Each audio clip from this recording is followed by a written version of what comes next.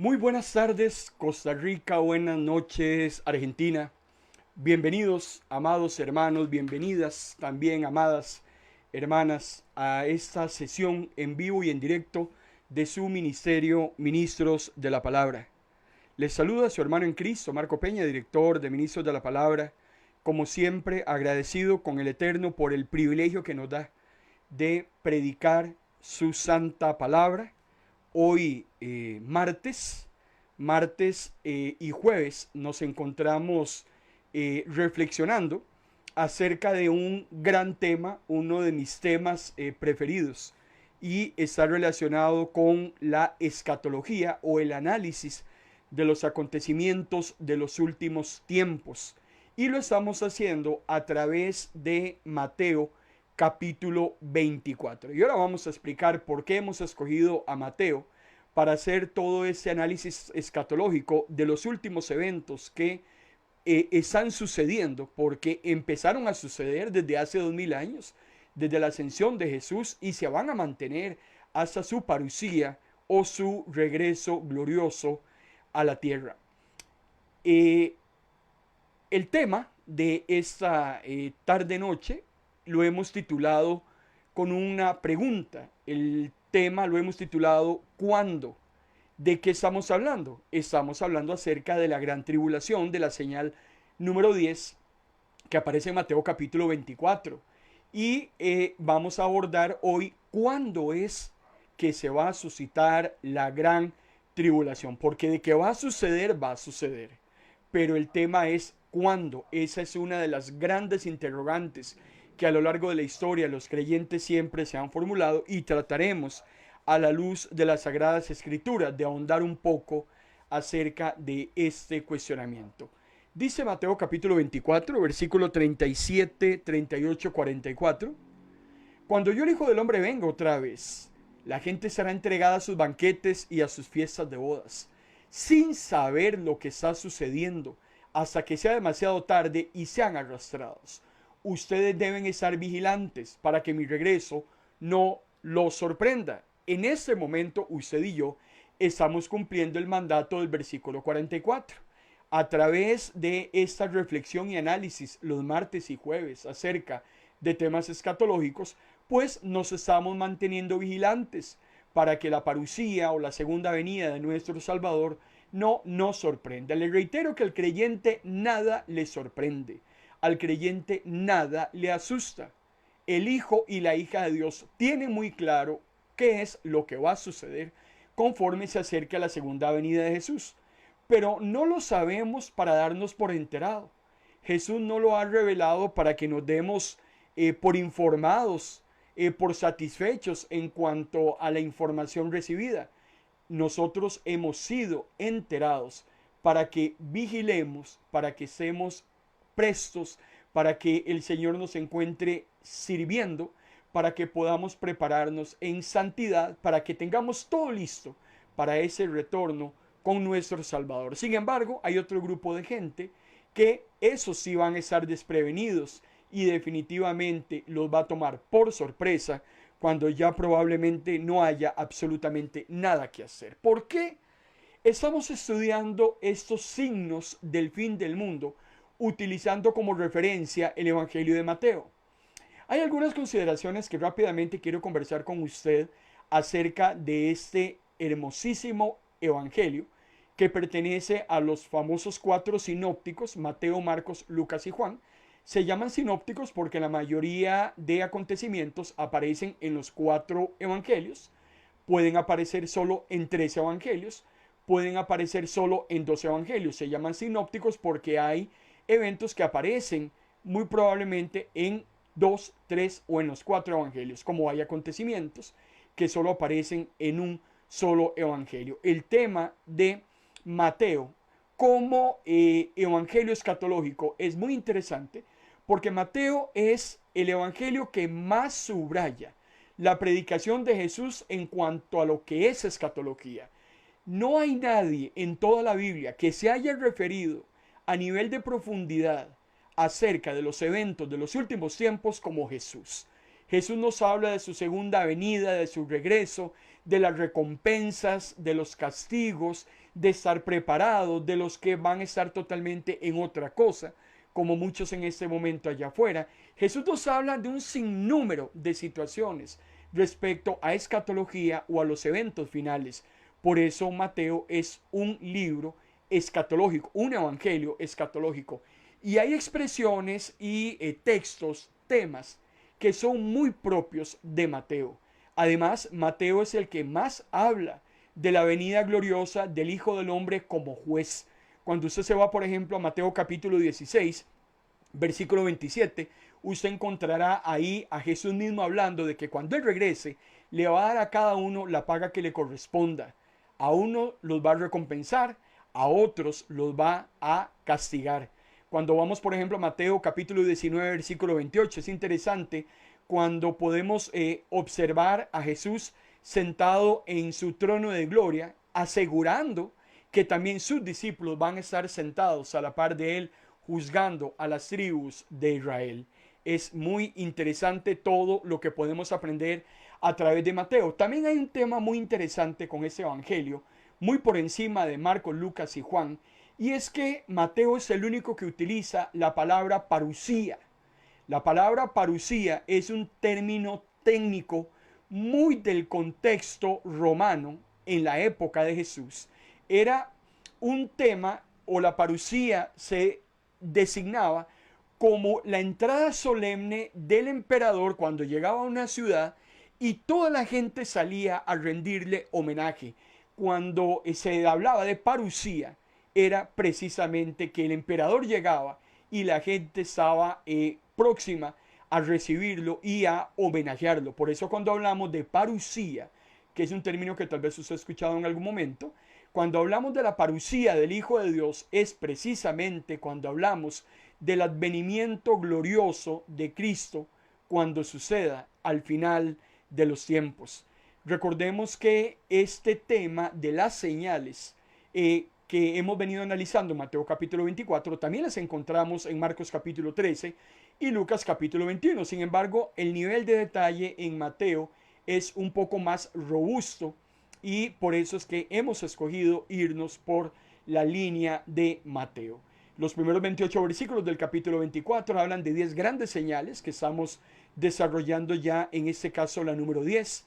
A partir del versículo 29 al 44 estamos analizando ese gran tema de la parusía o la segunda venida de Cristo, y desde el versículo 45 al 51 estamos abordando el tema de las recompensas y de los castigos. Poco a poco vamos avanzando en el desarrollo del capítulo, vamos despacio, vamos con buena letra. Si usted tiene alguna consulta, si usted tiene alguna duda, si usted quisiera que le aclaráramos algún concepto, por favor, no deje de escribirnos en el cintillo que está en la parte inferior de esta pantalla.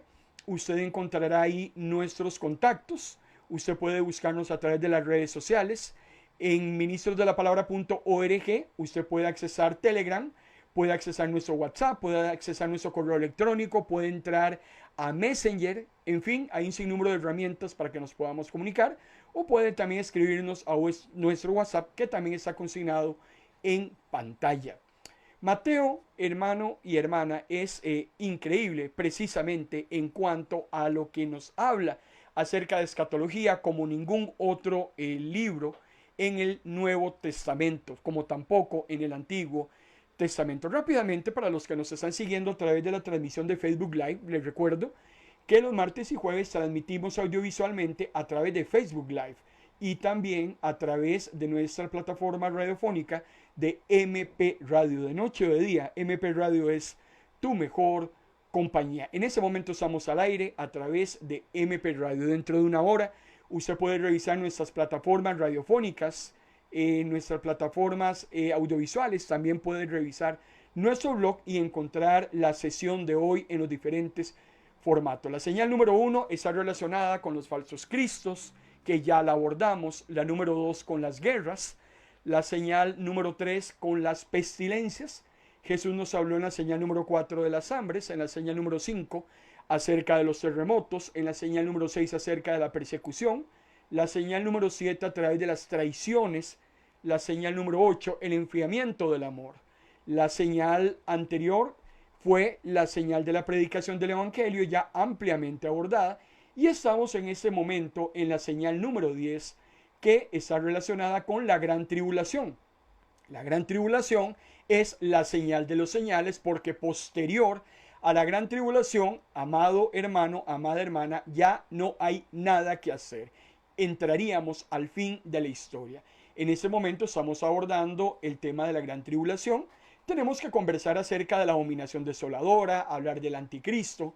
Hay algunos tópicos de ese tiempo de angustia, cual nunca antes, que tenemos que desarrollar en estos foros de los martes y los jueves. Así es que vamos con toda tranquilidad y lógicamente amparados y basados a la luz de la palabra. En estos estudios no hay prejuicio humano, no hay comentario salido de la nada, vamos directo a la palabra del Señor, que es la fuente confiable y es la que no miente en cuanto a lo que va a suceder.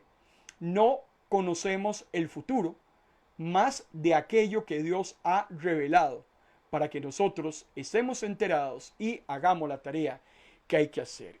En cuanto a la señal número 10, Mateo capítulo 24, versículo 15 y 21, Jesús dijo: por lo tanto, cuando vean que aparece en el lugar santo la desoladora impureza de que habla el profeta Daniel, preste atención el lector, porque como la persecución que entonces se desatará, no se habrá desatado ninguna en la historia, ni se desatará después.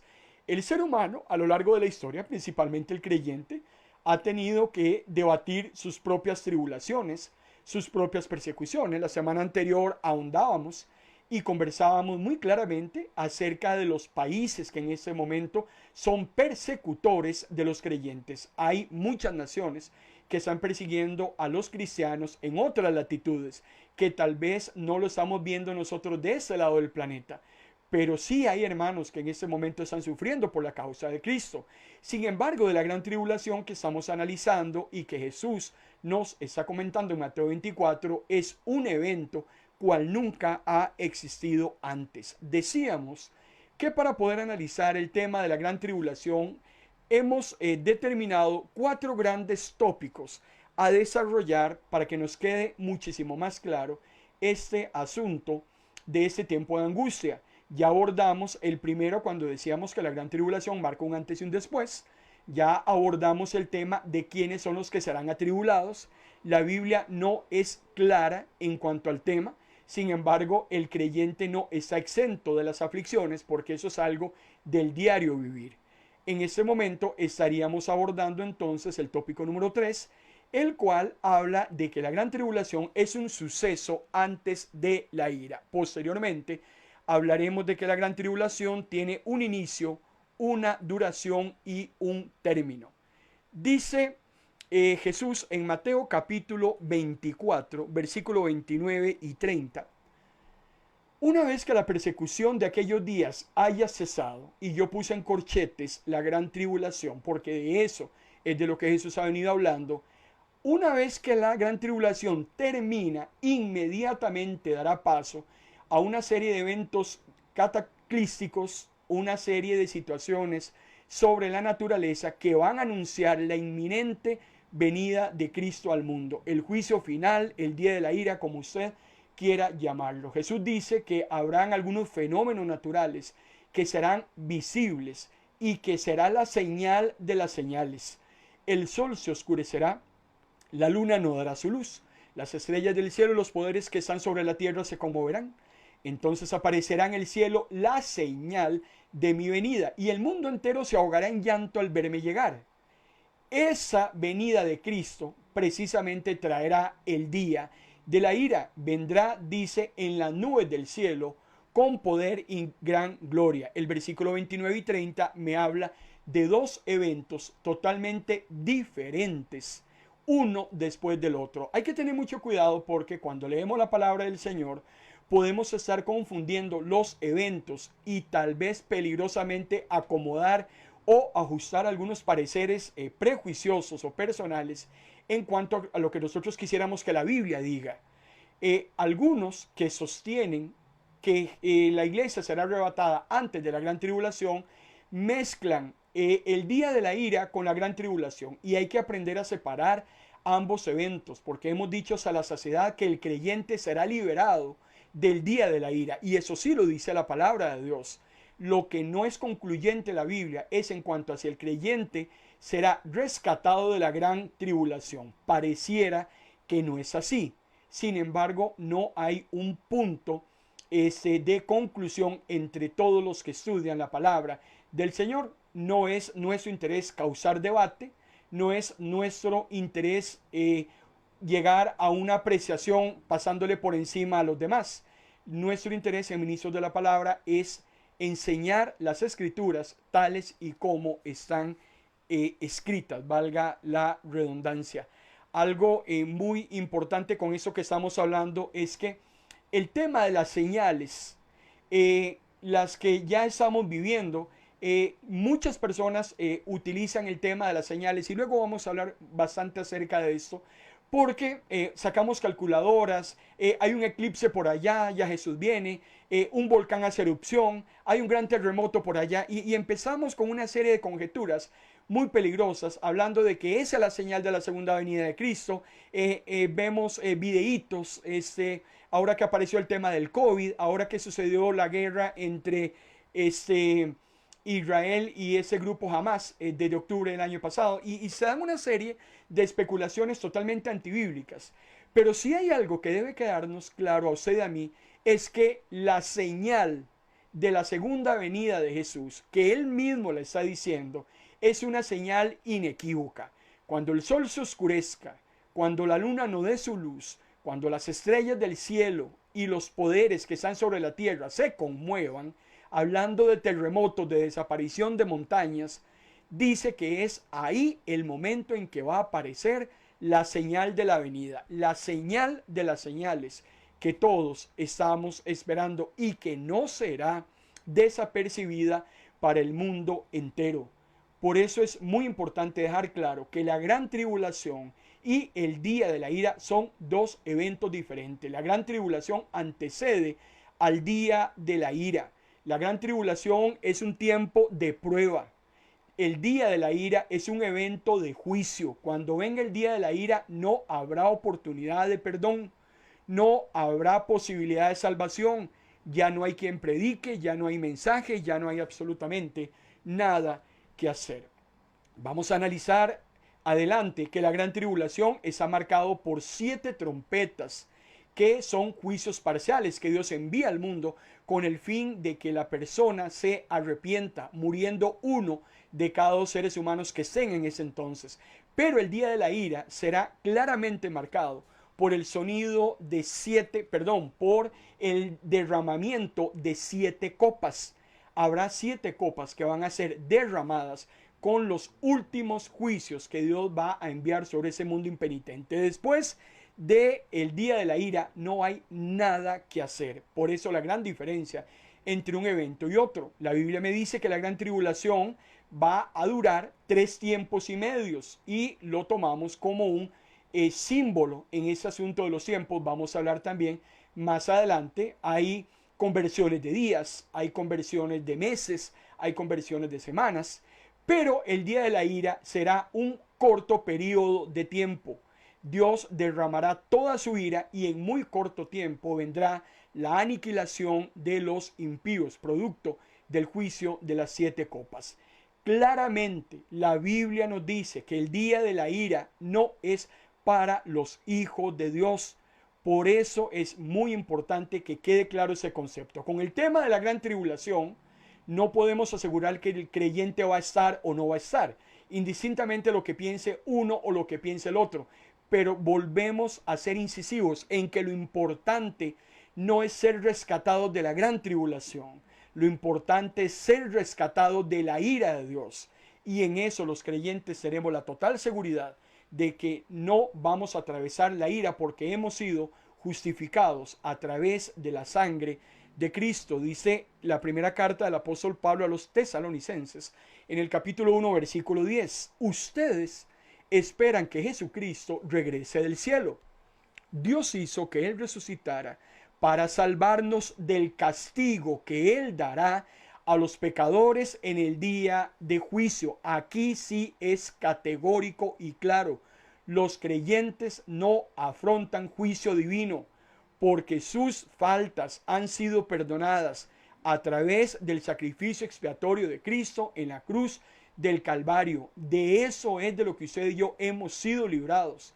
Y esa es una de las cosas en las cuales usted y yo tenemos que ponerle toda la atención. Usted y yo tenemos que estar enfocados en no estar en el momento en que Dios descargue la ira sobre el mundo, porque hermano y hermana, sálvese quien pueda. Ahí sí, definitivamente, se cumple lo que dice la palabra del Señor. Horrenda cosa es caer en manos del Dios vivo. Eso es lo que al creyente le exime esa seguridad y esa esperanza de no afrontar la ira del Dios Todopoderoso, ese día grande y terrible, donde el Señor va a descargar todo ese enojo acumulado que ha tenido durante tanto tiempo, tantos siglos sobre este mundo perdido.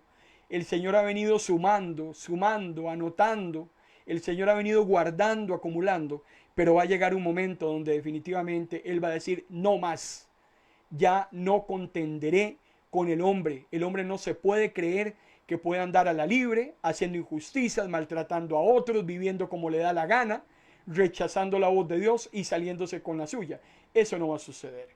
Es muy importante, a la luz de la Biblia, entender hay ejemplos muy claros acerca de preservación de los justos antes de un juicio divino. Una cosa es la preservación de Dios a los justos en medio de la prueba, y otra muy diferente, la preservación de los justos ante un juicio divino. Por ejemplo, cuando vamos a Génesis capítulo 19 y vemos el caso de Sodoma y Gomorra, Dios preserva del juicio divino a Lot y a sus dos hijas.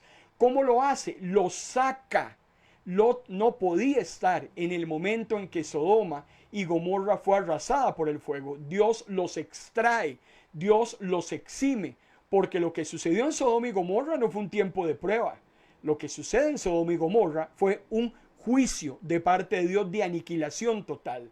Es ahí donde Él saca a Lot y a sus dos hijas por amor a Abraham, y ellos son eximidos de estar en ese momento, en ese juicio. El caso, por ejemplo, allá en Éxodo capítulo 11, de Israel antes de la muerte de los primogénitos. Hubo un juicio sobre todos los primogénitos varones y también sobre los primogénitos de animales. Todos los egipcios murieron. Sin embargo, los hijos de Dios, los varones primogénitos y los animales primogénitos de los hebreos fueron preservados. Ellos no fueron alcanzados por el juicio divino. Jueces capítulo 6, por ejemplo, cuando vemos el caso de Rahab y de todos aquellos que estaban dentro de su hogar cuando llegó el ejército israelí y la ciudad de Jericó fue destruida. Rahab y las personas que estaban adentro fueron preservadas de un juicio divino. Por eso es muy importante entender cuando la Biblia me habla de juicio y cuando la Biblia a mí me habla de un tiempo de prueba. Decíamos en sesiones anteriores, nada más como para refrescamiento de conceptos, la preservación de la prueba es totalmente diferente a la preservación de juicio. Porque, por ejemplo, cuando hablamos de pruebas, usted y yo sabemos que Dios a sus hijos y a sus hijas nunca va a evitarles que atraviesen las pruebas. La diferencia es que Dios está con usted y conmigo en medio de la prueba. Por ejemplo, el caso de José. A los 17 años es vendido por sus hermanos y durante 13 años José pasó grandes pruebas en Egipto. Y muy interesante, cuando usted lee la biografía de José en distintos textos de Génesis, es muy claro cuando dice, y Dios estaba con José. Y Dios estaba con José. ¿Dónde estaba José? En medio de la prueba. Pero Dios siempre estuvo con José ahí. Analizamos el caso de Daniel en el foso de los leones. Dios nunca evitó que Daniel fuese lanzado al foso de los leones. Dios estuvo con Daniel dentro del foso de los leones, evitando que las fauces de los leones devoraran a Daniel. El caso de Sadrach, Mesach y Abednego, idénticamente igual. Dios no evita que estos tres muchachos pasen la prueba del horno de fuego. La diferencia era que Dios estuvo con ellos ahí en medio de ese horno de fuego y absolutamente nada les ocurrió a estos hijos de Dios.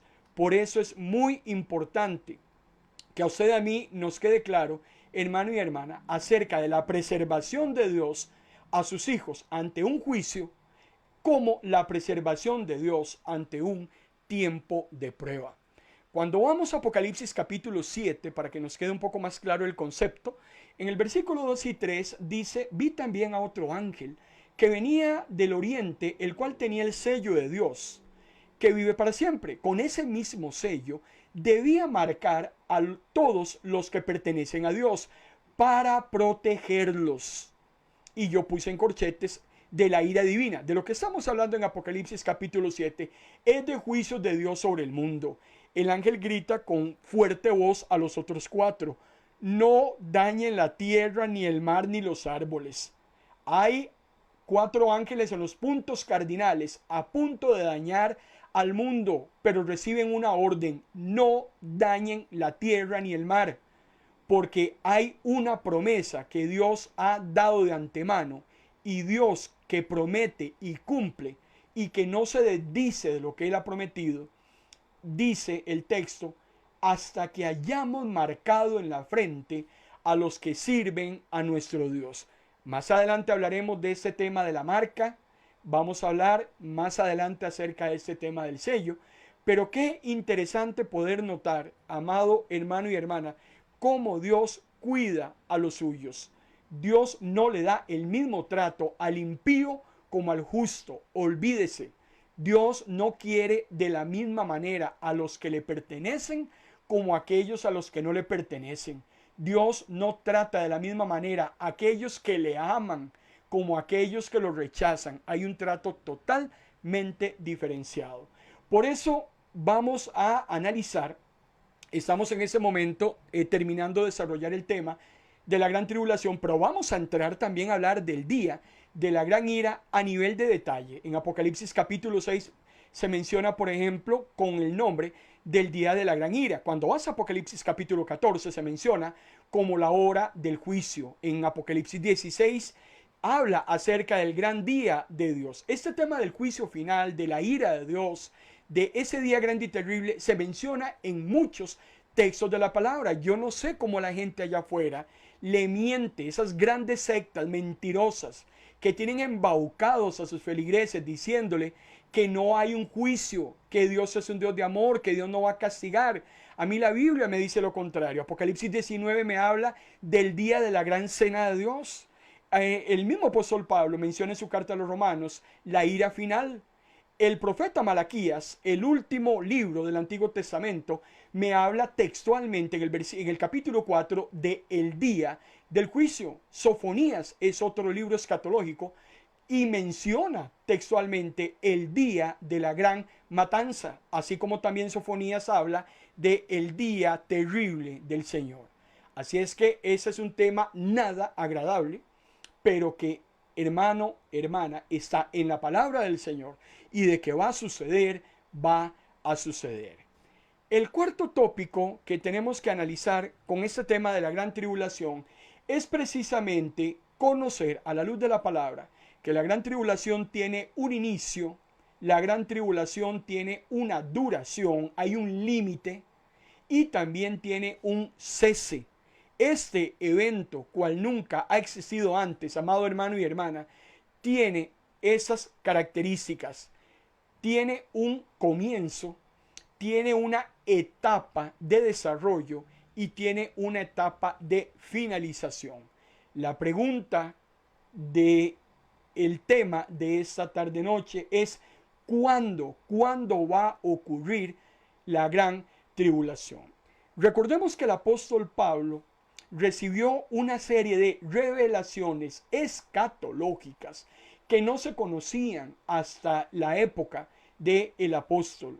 Hay muchos temas escatológicos que Pablo aborda en sus diferentes cartas que son muy reveladores, que le fueron dados a él para que él los consignara por escrito en sus cartas y que llegaran a nuestros días. Cuando usted va al Antiguo Testamento, muchos de estos temas ni siquiera se conocían. Se sabía que iba a venir un día el Mesías, pero no se tenía claro en cuanto a los hechos de los últimos tiempos, principalmente en esas revelaciones tan puntuales que las obtuvo, por ejemplo, el apóstol Juan con el libro Apocalipsis, las que obtuvo también el apóstol Pedro, el mismo Judas, el mismo apóstol Pablo. Dice Pablo en su segunda carta a los tesalonicenses, en el capítulo 2, versículos 7 al 9, el plan secreto de la maldad ya se está desarrollando. Solo falta que lo detiene sea quitado de en medio. Entonces aparecerá aquel inicuo. Ese malvado será instrumento de Satanás y vendrá haciendo toda clase de milagros, de señales y de falsas maravillas. Cuando escribió el apóstol Pablo la segunda y primera carta a los tesalonicenses? Muy probablemente sus primeras cartas, hace 2000 años. Y el apóstol Pablo dice, el plan secreto ya se está desarrollando. Esto es algo planeado, planificado, la estrategia ya se tiene, solo que no es evidente, no hace su aparición, porque hay algo que en este momento está deteniendo que la maldad aflore en su máximo esplendor. Ahora, cuando hablamos de la iglesia, usted y yo sabemos que el trabajo medular de la iglesia del Señor es evangelizar, es orar, es alabar a Dios. Precisamente cuando la iglesia está haciendo lo que tiene que hacer, cuando usted está ocupado en las cosas que Dios ha puesto en sus manos para engrandecer su reino, usted y yo estamos deteniendo el misterio de la iniquidad. Cuando Cristo vino al mundo y dijo, arrepentíos porque el reino de los cielos se ha acercado, Cristo, amado hermano y hermana, empezó a ir deteniendo, a ir cercando, a ir acorralando todo el trabajo que Satanás hacía en ese tiempo a la libre. Jesús dijo que su iglesia continuaría ese trabajo. Cuando usted y yo estamos orando, en vez de andar chismeando, cuando usted y yo estamos leyendo la palabra, en vez de estar viendo tonteras en redes sociales, cuando usted y yo le estamos hablando a otra persona de Cristo, en vez de andar diciendo lo que no tenemos que decir, cuando estamos ocupados en las cosas de Dios, estamos deteniendo, por decirlo de alguna manera, o frenando ese misterio de la iniquidad. Satanás no puede desarrollarse a toda su libertad deseada mientras la iglesia está haciendo el trabajo que tiene que hacer. Lo que sucede es que me preocupa muchísimo cuando la iglesia se entibia, cuando la iglesia deja de hacer lo que tiene que hacer, cuando la iglesia está más preocupada por los diezmos, cuando la iglesia está más preocupada por hacer ventas de comida para generar dinero, cuando la iglesia está más preocupada por engordarse dentro de cuatro paredes sin importarle que las almas afuera se estén perdiendo. Me preocupa cuando la iglesia está más interesada en sus propios asuntos que aquello que a Dios le preocupa. Cuando entramos a este tipo de épocas, hermano y hermana, indirectamente estamos propiciando el advenimiento del anticristo. Cuando no nos comportamos como iglesia y nos comportamos como los paganos y los mundanos de allá afuera, estamos abriéndole la puerta de par en par a la aparición del anticristo, que muy probablemente puede estar a la vuelta de la esquina. Por eso Jesús decía, cuando la sal pierda su sabor, ¿qué va a pasar? La sal no sirve de nada. Jesús decía, ustedes son la sal. El mundo es un mundo insípido, necesita sabor. Usted es la sal, usted se la da. El mundo está viviendo en tinieblas, en oscuridad. El mundo necesita luz, usted alumbra. Pero si usted apaga su lámpara, pero si usted pierde ese sabor que solo la sal da, hermano, hermana, cualquier cosa puede suceder y en cualquier momento. Por eso es muy importante entender qué es eso que está deteniendo a ese misterio de la iniquidad para que aflore. Ahora, algunos han querido interpretar que es el Espíritu Santo el que detiene el accionar de el anticristo, de la aparición de la trilogía satánica, el dragón, la bestia que sube del mar, la bestia que sube de la tierra, y que el anticristo será quitado en ese tiempo de la gran tribulación. El anticristo se va para darle espacio a que la trilogía haga su trabajo. Eso no es verdad. La Biblia no lo fundamenta. La Biblia no sostiene. El Espíritu Santo no se va a ir para ningún lado. El Espíritu Santo siempre ha estado, está hoy y estará siempre. Entonces no podemos fundamentar a la luz de la palabra que el Espíritu Santo va a ser quitado, como tampoco la Biblia me dice que es un tema de que en el momento en que la iglesia del Señor sea arrebatada, entonces el mal va a entrar en su máximo esplendor.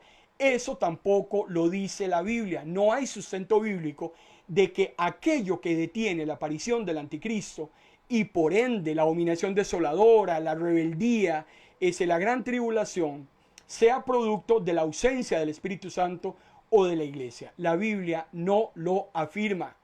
Y algo muy importante es leer correctamente lo que el apóstol Pablo nos está diciendo, porque el apóstol Pablo de lo que me está hablando es de una restricción.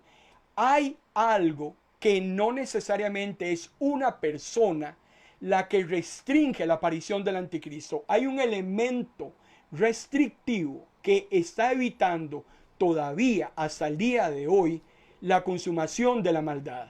La trilogía hará su trabajo en el momento que ese algo sea quitado, que eso que lo detiene sea totalmente liberado, y entonces, quitándose de en medio esa restricción, ahí sí Satanás va a poder hacer lo que le dé la gana. Por eso, la restricción, si leemos correctamente el pasaje, está relacionada con una acción y no necesariamente con un sujeto. Y para que nos quede totalmente claro lo que estamos argumentando, tenemos que ir al libro de Daniel, ese libro escatológico. Y en el capítulo 12, Daniel nos dice en el versículo 11 y 12.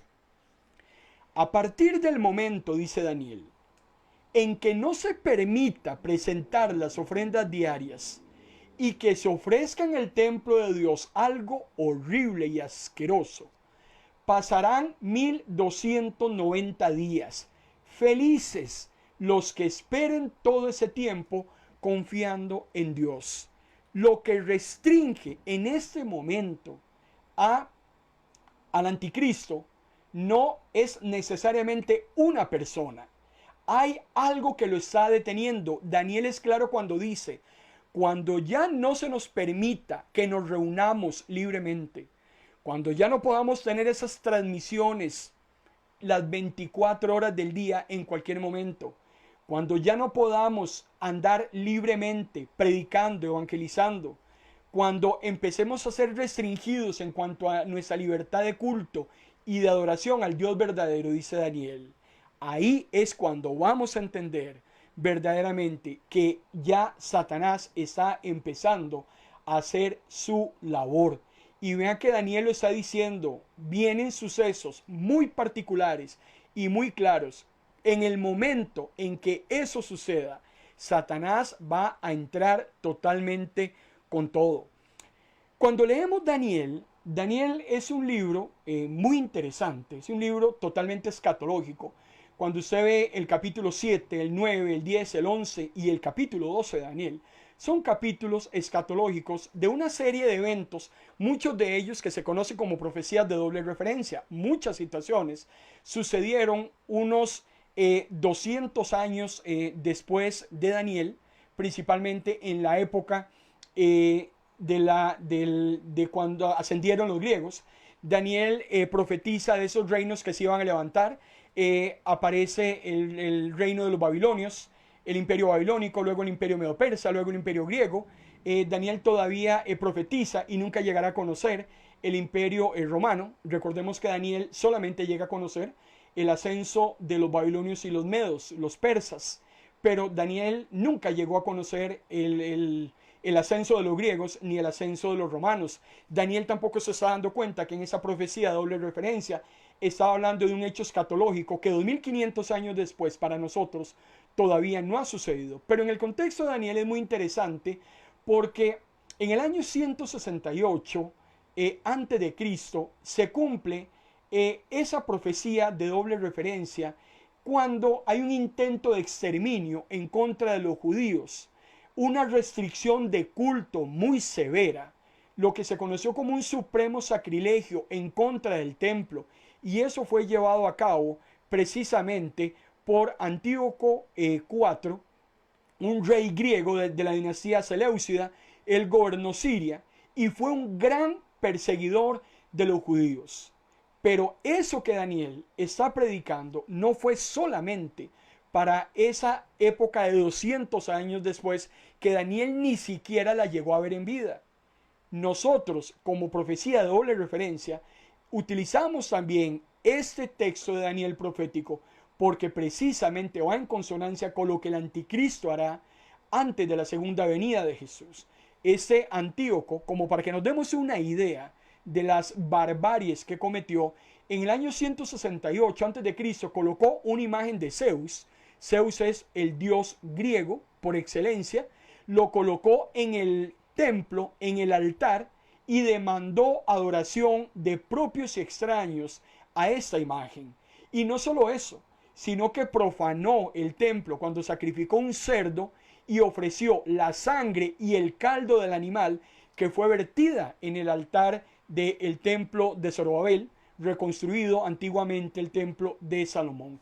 Eso definitivamente fue algo muy difícil de digerir, es algo que es recordado con mucho dolor por parte de los judíos. 3 años después, en el año 165, a través de la sublevación o rebeldía de los macabeos, se logró volver a instaurar otra vez y devolverle entonces al templo, levantar esa inmundicia que durante esos 3 años y resto. Vean qué interesante cómo hay un paralelismo entre lo que sucedió antes de Cristo y lo que va a suceder en adelante. Por eso es que Jesús mismo también menciona este tema de la abominación desoladora, y esa profecía de Daniel se convierte en una profecía de doble referencia. Pero nos dice Daniel, ahondando un poco más en este tema del anticristo, que luego lo vamos a retomar, dice Daniel en el capítulo 7, versículo 25, en cuanto a la aparición de este anticristo: él desafiará al Dios Altísimo, irá acabando con sus santos, tratará de cambiar todas las leyes y las fiestas religiosas del pueblo de Dios. El pueblo de Dios estará bajo su poder por 3 años y medio. Eso sucede en el año 168 a.C. y esto también sucederá en esa época de la gran tribulación, en lo que se conoce como la abominación desoladora. Antíoco IV no solo intentó helenizar a los judíos, él deseaba que los judíos se convirtieran a todo lo que tenía que ver con religión y cultura griega. Pero parte de la tarea de Antíoco era exterminar a los judíos. Vean la acción de Satanás detrás de este hombre que intentó acabar con los judíos, como también Satanás hará ese trabajo tan tétrico y difícil de digerir en la gran tribulación. Esto es lo que se conoce como la abominación desoladora. Hoy en día, los judíos, el 25 de diciembre, esa última semana del mes de diciembre, los judíos celebran lo que se llama el Hanukkah, o lo que se conoce como la fiesta de las luces. Esa fiesta lo que hace es recordar precisamente la liberación de la nación de Israel de ese yugo seleucida, y el haberle devuelto otra vez a el templo el esplendor que le había sido quitada a través de ese gran sacrilegio. Daniel vuelve a decirnos ahora en el capítulo 9, porque Daniel menciona varias veces este asunto de la abominación desoladora, y vuelve a ser categórico en el versículo 27 del capítulo 9 cuando nos dice: desde el momento en que el sacrificio ritual diario que se realiza en el templo se ha quitado y en su lugar se ponga la humillante abominación, pasarán 1290 días. Y vuelve a hacer referencia acerca de este suceso. Vuelve otra vez a retomar y nos dice: durante una semana este rey hará un pacto con mucha gente, pero en la mitad de la semana pondrá fin a los sacrificios rituales y las ofrendas. entonces cometerá el más terrible de sus actos, una deshonra vergonzosa contra el altar de los sacrificios rituales, hasta que la destrucción que se había anunciado caiga sobre él. Daniel me está hablando de Antíoco IV, a la misma vez me está hablando del anticristo. Son sucesos paralelos y en distintas épocas. Por eso es que muy importante notar, cuando se habla de la aparición del anticristo, siempre se ha hablado de una semana, en lo cual durante esa primera semana aparece un hombre, un varón, como lo vamos a ver más adelante, porque tenemos que hablar del inicuo, del hombre de pecado. Vamos a dedicarle bastante tiempo a ese personaje, un hombre que será muy atrayente, será muy atractivo, tendrá un carisma impresionante y vendrá como solucionador de problemas. Sin embargo, sus verdaderas intenciones serán desnudadas en la mitad de la semana o en la segunda parte de la semana, donde quedará totalmente claro qué es lo que él pretende hacer con su aparición. Y dentro de ello estará la abominación desoladora. Más claro lo dice el mismo Daniel en el capítulo 11, versículo 31 y 32, cuando nos dice: su ejército profanará la fortaleza del templo, suspenderá el sacrificio ritual diario y pondrá allí una humillante abominación que causa destrucción. El rey tratará de ganarse con halagos a los que reniegan del pacto, pero el pueblo que conoce a su Dios será fuerte y no se dejará deslumbrar por los halagos.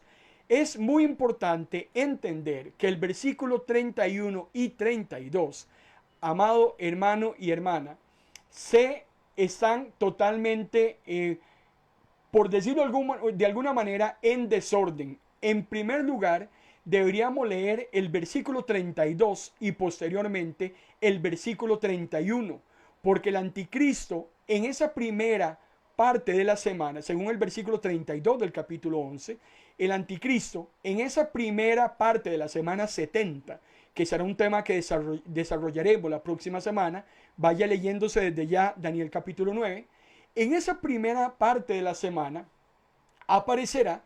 No hay mucho detalle de esa primera parte de la semana, pero cuando lees el versículo 31, el versículo que le antecede, es precisamente la segunda parte de esa semana.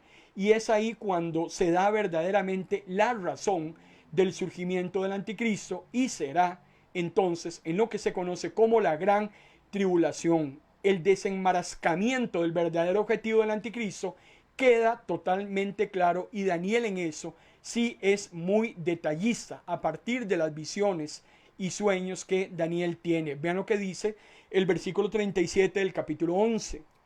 El rey del norte hará todo lo que quiera. Será tanto su orgullo que se creerá superior a todos los dioses y hasta llegará a ofender gravemente al verdadero Dios. Y todo le saldrá bien, dice Daniel, pero solo hasta que Dios lo castigue, porque lo que Dios tiene que hacer, lo hace. Le vuelvo a recordar, todo lo que va a suceder en adelante está totalmente bajo el control de Dios. Nada sucede si Dios no lo permite. Dios está controlando los eventos. Satanás se mueve como ficha de ajedrez en manos de Dios a hacer aquello para lo cual Dios lo va a dejar que haga. Pero Satanás también tiene su límite, tiene su término, como el anticristo también lo tiene. Creerá que todo le está saliendo bien hasta el momento en que Dios personalmente le castigue. La maldad no puede prevalecer sobre el bien. Las tinieblas no pueden cubrir a la luz. Eso es algo que a mí la Biblia me lo deja totalmente claro. El bien tiene que triunfar sobre el mal, y todo lo que sucede está siendo controlado por el Eterno. Recordemos que el plan original de Satanás siempre ha sido ser un imitador de Dios. Le invito para que los viernes nos esté acompañando en ese megatema que hemos titulado Conociendo al enemigo. Estamos conociendo a Satanás. ¿Quién es Satanás? ¿Dónde opera? ¿Quién le ayuda? ¿Cuáles son sus límites? ¿Qué hace? ¿Qué no puede hacer? ¿Cuál será su final? Pero algo que Satanás es experto en hacer, que le encanta hacer, es convertirse en un imitador. Desde un principio él quería ser igual a Dios. ¿Por qué cree que existe una trilogía? Porque Satanás quería parecerse a la Trinidad.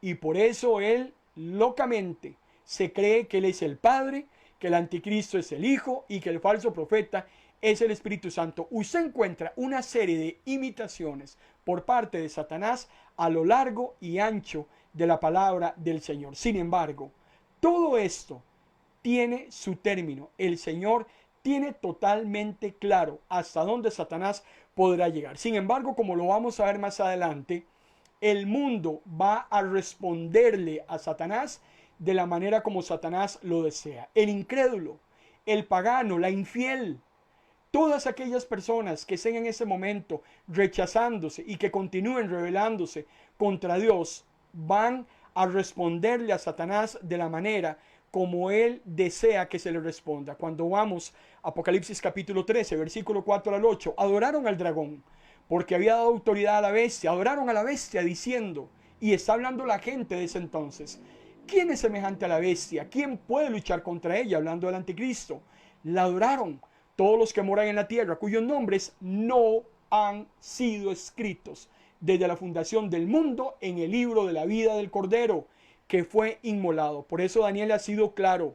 El pueblo santo de Dios conoce las estratagemas del enemigo, se está preparando, está vigilando, está sirviendo, se está santificando para que nada lo tome desprevenido, para que nada ni nadie pueda engañar.